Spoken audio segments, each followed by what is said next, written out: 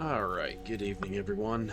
I almost got into this lobby, but I had a warning from a game a little while ago, and so I did not acknowledge this in time and didn't get in this game, but I figured I could record it here and I'll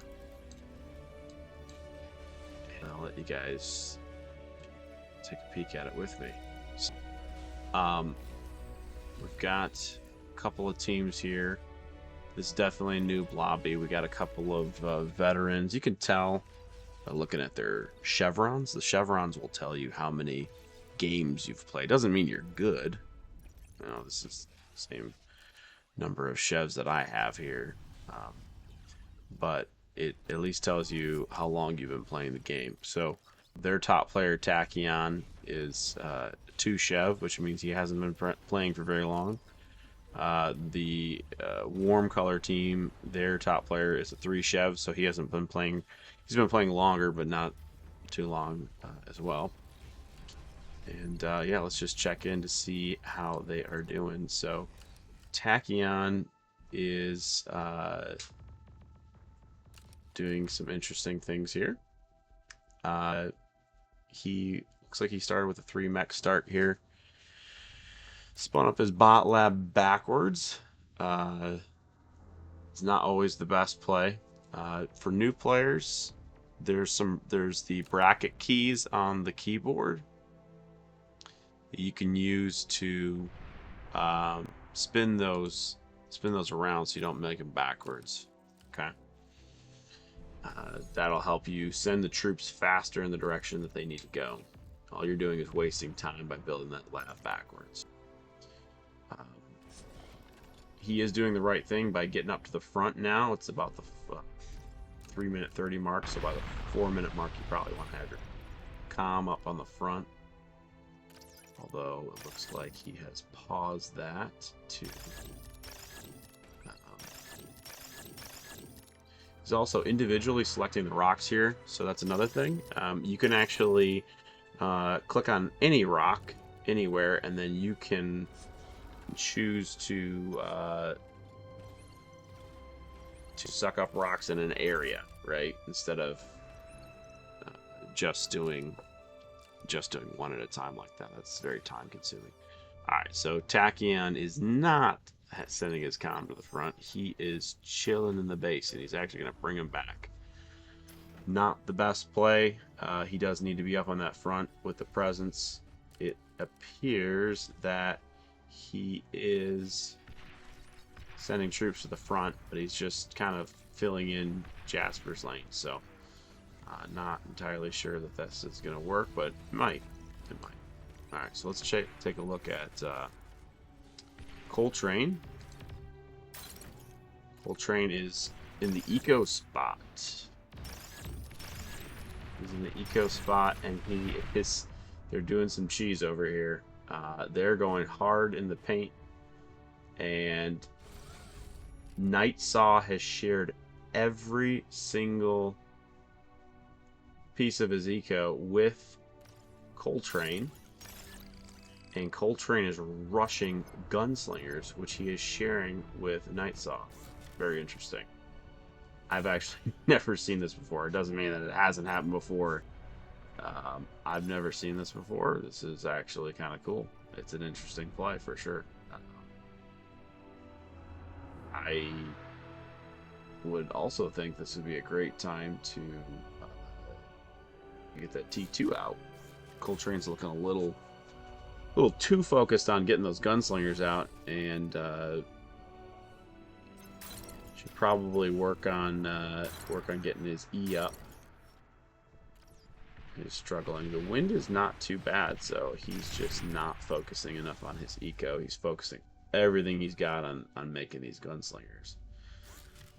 So you do want to be pretty tight on metal in any of the positions that in the map and glitters. You want to actually be tight on metal. You want to be using every ounce of metal that you can.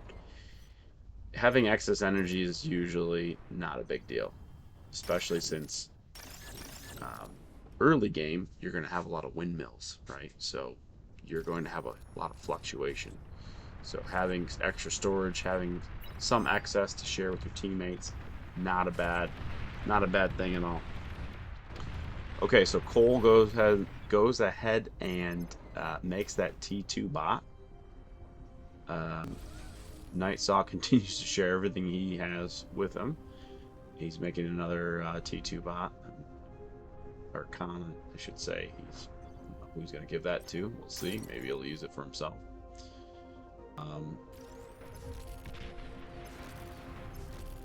So we'll start handing him out to the front line here. Okay, so I mean, we'll see how it goes. Now you got a corner player who can fully micro his units. Doesn't have to worry anything about his eco. It's an interesting play. I want to check it on Nightsaw, see what his how things are going over here. So how is he using those gunslingers? Looks like they're doing some damage.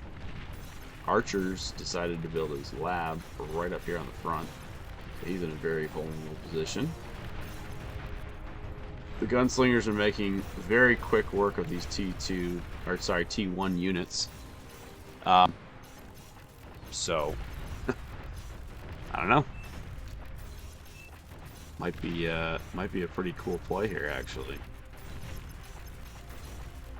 This is why it's so important to have your commanders up on the front. I was talking about Tachyon not having his comm up.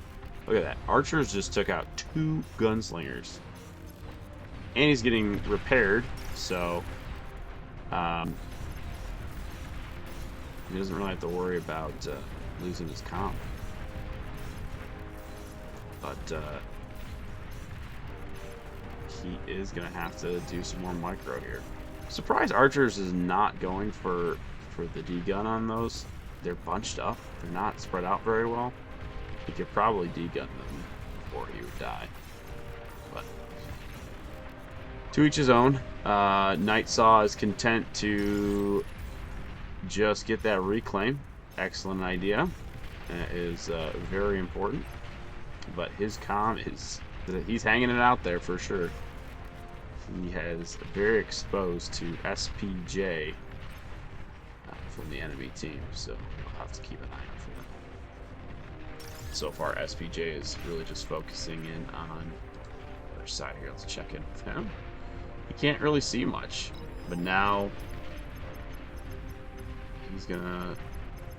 Nightsaw is gonna kind of do some battle with him. An interesting play. I would almost imagine he would want to stay a little more hidden. Ooh, there comes the shurikens. Yikes. Oh, that is going to completely neutralize Nightsaw's attack. Oh, that stinks. And now he's going to be left on the front line with nothing.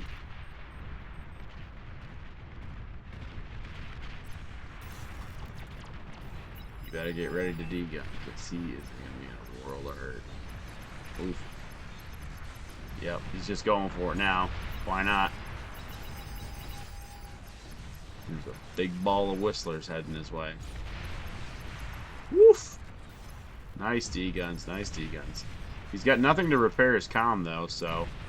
sorry, getting out of that player view. We're going to head down this way. So he might be in trouble. He is in trouble, and he might take out all of Heidi's troops here if he does not dodge these. Oof, they are taking every hit, man. That's gonna be close. This is gonna be close. This will be close, and it is not close anymore. He is dead. Dead. Dead.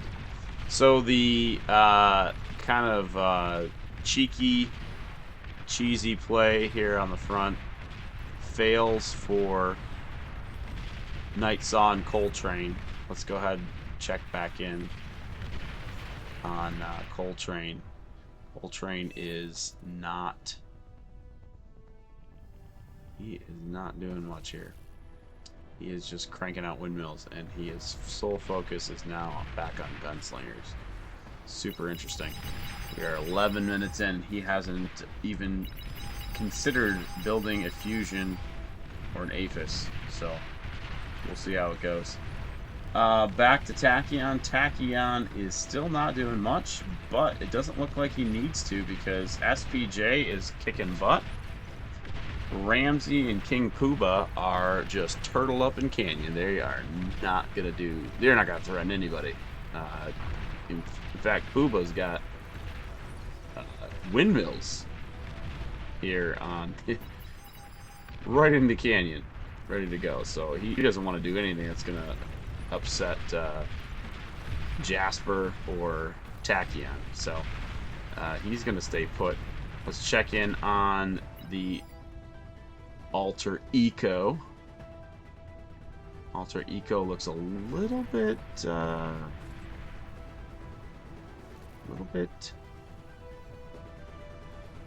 AFK. Not really.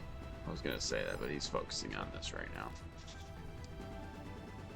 King Duya's got plenty of metal. He hasn't started a fusion or an Aphis though. Again, it's strange to see that for both sides this late in the game. We've got 12:30 mark, so we might see some late Aphises. I do see an Aphis finally going up.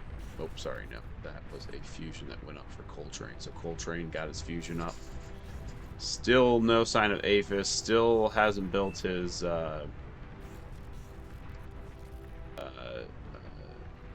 anti-nuke here, which don't think that's going to be a big problem. None of these teams look like they are capable of a nuke rush. Okay, so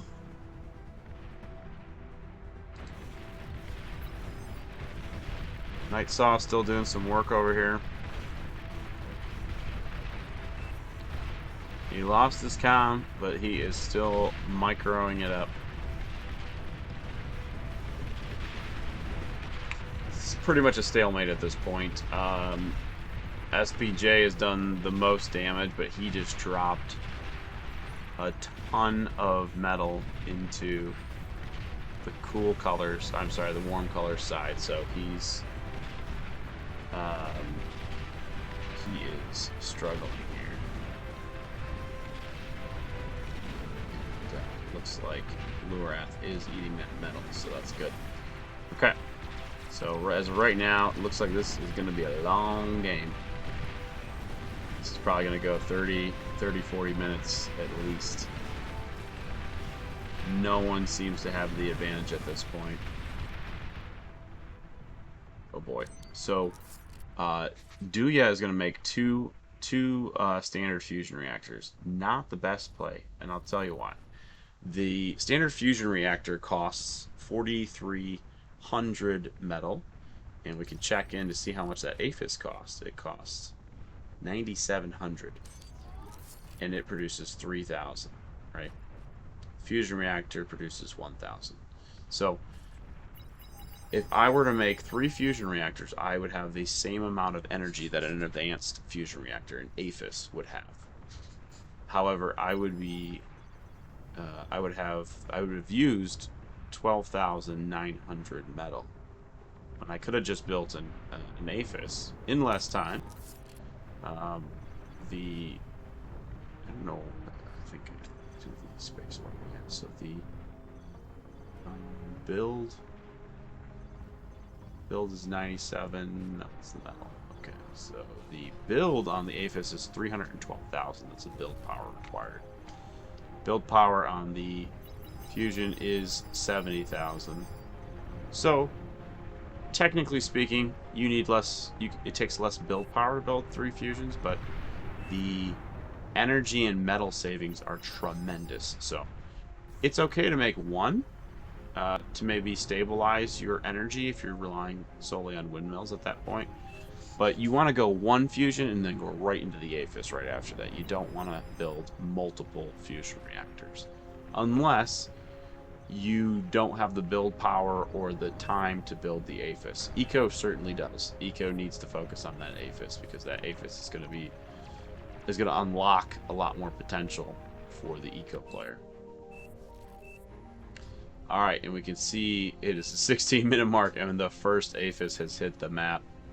We've got ColeTrain finally making that Aphis here. and he is struggling a little bit. His metal is just on the cusp there. So, he is not putting a lot of effort into building these T2 Mexes, which is actually pretty crazy, considering that he gets those, we'll say, for free. You are now playing. But at any rate, he's also got this metal storage, which again, when you're in this stage of the game, you don't want to be doing a metal storage unless you're going to be switching in between things a lot. For instance, sometimes I'll go air in the tech spot, and I have to suck up my T3 lab to build another APHIS to get to the point where I can really crank out some air. And I'll build that advanced or even 3 standard metal storage because once I suck up my T3 lab, I'm not using the metal anymore, and there's a ton of metal in the T3 lab, and I'll need that later to finish the APHIS and build the air labs. So I'll do that then, but right now he could definitely be dropping it into that APHIS, right? So you can see he's already negative on metal again. Probably didn't need this advanced metal storage. It just takes time and resources to build that. So we're at 18 minutes. Neither side looks like they're going to have any game-winning strategies here.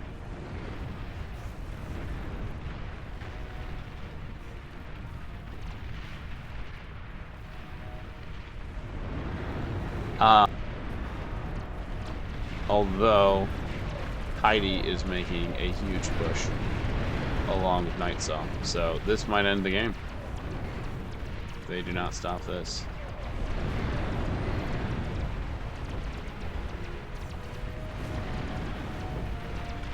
King Duya is in trouble. He is just matching and making himself some gunslingers.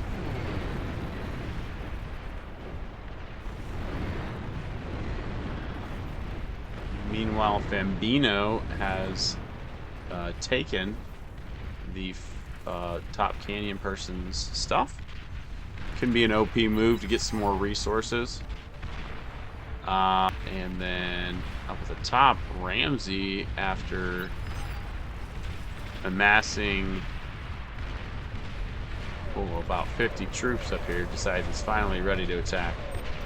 The sumos are just throwing themselves in there. Sumos are these little cans. Get down so you can see them a little better. Basically cans with legs. They're extremely tanky.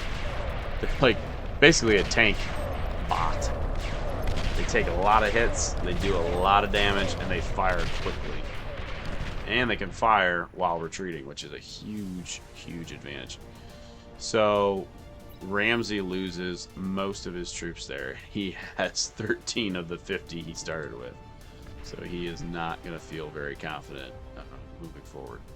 Tachyon has been doing, again, pretty much nothing, and I'm not, again, not hating on anyone in particular, but looks like he did figure out how to spin his lab around, so that's good news. I'm glad he figured that out, but just a word of advice. If you made your lab backwards and it's hard for your troops to get out, it's always a good idea to just suck it up and build it again. That way you don't have to worry about your troops getting stuck. Alright, we kind of missed this, but ColeTrain drops his T3 lab, cranks out some Rotters, switches right back to eco. He is just ecoing super duper hard right now, so he's not really worried about his front line. You don't need to be. They got all the way down to eco and air. Heidi and Nightsaw did. So basically, ColeTrain and Nightsaw are working hand in hand. ColeTrain is the eco brains, and Nightsaw is the micro brains. So we got the micro and macro brain split up here. Interesting play. Oh, man. I don't know if he's going to be able to get through those sumos, though. Those things are nasty. Good news is, Rotters are fast, so he's going to be able to outrun all of these units, and he is going to wipe out somebody. We'll see who. He could get Jasper, definitely can get Tachyon. Another cool thing about Rotters, they have anti-air, so those shurikens aren't going to do anything. Although this larger T2 abductor can stun them for enough time. You can get one at a time. It's not going to matter. These Rotters are cooking now. He's going to take some time on the fusion here. Get that to pop. Can't get through the windmills. Now he can. And he's found his prize. He wanted to take out the other guy's eco. It's always a good idea to kill the other guy on your side, right? Eco wants to kill eco. Air wants to kill air. You just want to make sure you've done your job, right? And that's exactly what Nightsaw and ColeTrain have done, is they have fused their macro and micro brains together. I said this was going to be a 30-40 minute game, and it is not looking that way anymore. The warm color team has pulled it out, and they are going to win this pretty handily, okay? Now that they know their air player is pretty much toast at this point, he's focusing on taking out the ground units. Looks like Slumpay is going to get into the action and start shooting some stuff here. Overall, it was a pretty sleepy game. There was a couple little punches thrown in the mid game there. Really interesting play by ColeTrain and Nightsaw. But it worked. Could have been really bad if Fambino, the other person in the canyon, and the Rainbow Lane, if they had pushed hard, could have taken out Nightsaw early and all his gunslingers, and then pushed right through Heidi Lurath, because they were not as strong in the front at the very beginning of the game. There it is. Alright, well, this was a bit of a snooze fest, but always things to learn, always things to understand and grow. So, I hope you guys enjoyed it. Have a good one. Like and subscribe. Peace.